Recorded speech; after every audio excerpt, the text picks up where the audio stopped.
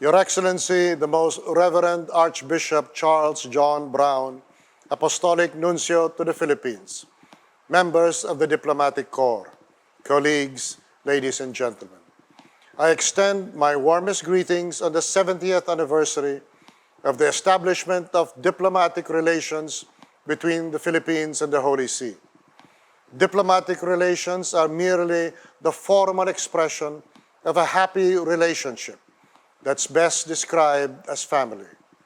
Like mother and child, not surprisingly, the images of our Mother of Perpetual Help and that of the child Santo Niño are the most cherished objects of devotion of most Filipinos. We are a secular republic of a people of strong and steady religious enthusiasm, to borrow from Knox, in part varied depending on region, but in greater part one in faith, hope, and charity. This is not a relationship between two nations, but rather a relationship that formally connected one of many nations defined by Catholicism to finally the one Catholic state upon its independence. It was not always so with Avignon and Rome. All states have problems, even God's state. This is only to be expected, because our God had to be as much man as God to work salvation. We are a secular republic, but ever enriched by the wisdom of the Roman Church. It has blazed brave new trails in many areas of afflicted existence. The Church was at the forefront in promoting labor rights, migrant concerns, the elusive quest for peace, the abhorrent cruelty of the strong toward the weak, the struggle for salvation, liberation, and justice for all, regardless of religion. The Philippines is the third biggest Catholic majority country in the world and the biggest Catholic majority country in Asia. Who would have expected that 500 years after its arrival, Filipinos would venture out to all the corners of the world as the living and convincing examples of the goodness of our faith? For Filipinos, called the smugglers of the faith by Pope Francis himself, have been gifted to give. Not only do overseas Filipinos work productively in the foreign countries they are proud to call their second homes. In their daily lives, they are living witnesses of the Christian faith. Wherever there is a Filipino community, the Catholic churches are filled to the brim, singing full-throated away from beginning to the end of the Mass. Hence the special regard of Italy for Filipinos. Cory Aquino asked why.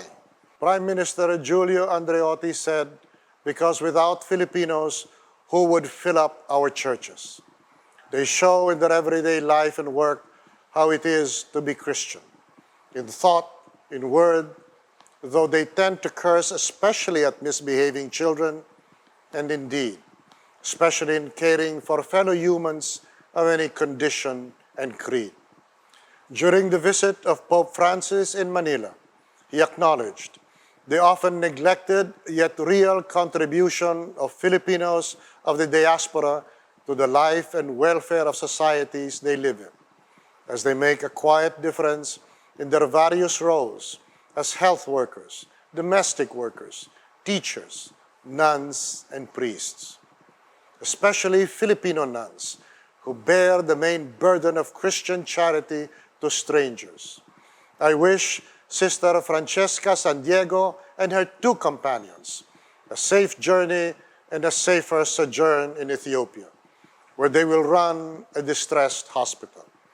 And I thank our Philippine ambassador to Rome and his wife for the hospitality they have extended to them. In these dark times, our Filipino health workers in many parts of the world have shown how to love and care for, how to suffer with the sick, the elderly, the ignored. When others gave up and left what is now the most dangerous job in the world, our Filipino health workers stayed. Some paid with their lives, for which the American President Biden thanked them on behalf of the United States. Guided by Christian faith and ideals, the Filipino nation joins Pope Francis in his call for an ever wider we as we grapple with the debilitating effects of this global health crisis. In his encyclical letter, Fratelli Tutti, he said, "We are more alone than ever in an increasingly massified world that promotes individual interests and weakens the communitarian dimension of life. A worldwide tragedy like the COVID-19 pandemic momentarily revived the sense that we are a global community, all in the same boat, where one person's problems are the problems of all. Once more, we realized that no one is saved alone. We can only be saved together. To care for the world in which we live means to care for ourselves. Yet we need to think of ourselves more and more as a single family, dwelling in a common home." The Holy Father voiced out what we knew to be true in our deepest core, but have somehow forgotten in our preoccupation with the so-called advances of the modern world, getting ahead of the race at whoever's expense. In a marathon recently, the Spanish runner stopped and turned because another runner was running in the wrong direction. He set him to rights and in a sense let him win the third rank he might have gotten for himself. That is true Christianity, and not hectoring women on how to live their lives. We have forgotten to pause, to look at others, at those around us, and see the likeness of God in them, as it is in our best selves, and deeply realize that we are brothers and sisters. Pope Francis unmasked the world's state of human rights as not equal for all in an unjust world, fed by reductive anthropological visions and a profit-based economic model that does not hesitate to exploit, discard, and even kill human beings. Think of the Yazidi, a gentle people, but with no state to protect them, except Catholic Hungary and Catholic Philippines and the United Nations. We are reminded that at the heart of human rights is the recognition that all people are born with inherent equal dignity and worth. Therefore, we are invited to stand up against indifference, racial injustice, and discrimination. This is an opportunity for us to grow in unity and reach out to the most vulnerable sectors of society, such as slum dwellers, migrants, refugees, and victims of trafficking, women and girls. Let us take these lessons to heart as we navigate life and as we in government conduct the affairs of our nation in this pandemic, not in isolation and division, but in open, radiant love, extolling the dignity and beauty in each person. Pope Francis' deep compassion for migrants resonates like music with the Filipino nation. As a country of 12 million overseas Filipinos, the Philippines has championed the rights and welfare of migrants everywhere. We have consistently and openly denounced any form of modern slavery and inhumane treatment of migrant workers.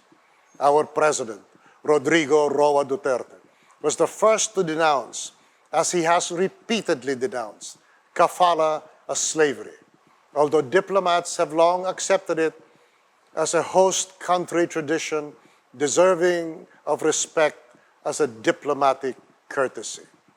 I hope that by the ways of our Christian faith, we can bring healing to places where migrants are subjected to hate, discrimination, and oppression, especially at the moral extremities of rich Western states, where they are ridden down by cowards on horseback, as though they were animals for sport, when migrants are the least dangerous and the most vulnerable game. In the same vein, we share Pope Francis' sentiment that the protection of the environment is a moral imperative that everyone, including government leaders like President Duterte, who has made it the centerpiece of his expressed concerns, has a role to play in the fight against climate change. The Holy Father wrote extensively about this in his encyclical Laudato Si. Pope Francis acknowledged that while the ecological movement has made progress, many efforts to seek concrete solutions to the environmental crisis have proved ineffective, not only because of powerful opposition, but also because of a more general lack of interest. He reminded us that climate is a common good. Indeed, we have a shared responsibility to protect our common home, not only for the present, but also for future inhabitants of the earth. The uneven impact of climate change on countries presents a greater challenge to our world leaders. It is our fervent hope that the 26th session of the Conference of the Parties in Glasgow will produce concrete, sustainable, and equitable outcomes. Today, we celebrate this auspicious occasion with renewed joy and optimism, illuminated by the long-standing partnership between the Philippines and the Holy See. May we always strive to live by the shining tenets of our faith and inspire each other and our peoples to stand in solidarity and fraternal love in the fight for global peace, justice, and stability. With God's grace and our indomitable faith in the Lord, we shall meet, if not with success, then with unflagging commitment, all challenges that are now upon us. Congratulations to the Apostolic Nunciature in Manila on the successful conduct of this webinar and a meaningful celebration of the 70th anniversary of Philippines' Holy See diplomatic relations. God bless us always. Take a bow, Sheena Escoto Tesorero, who wrote this piece. Your Eminence, a blessing for her. Thank you.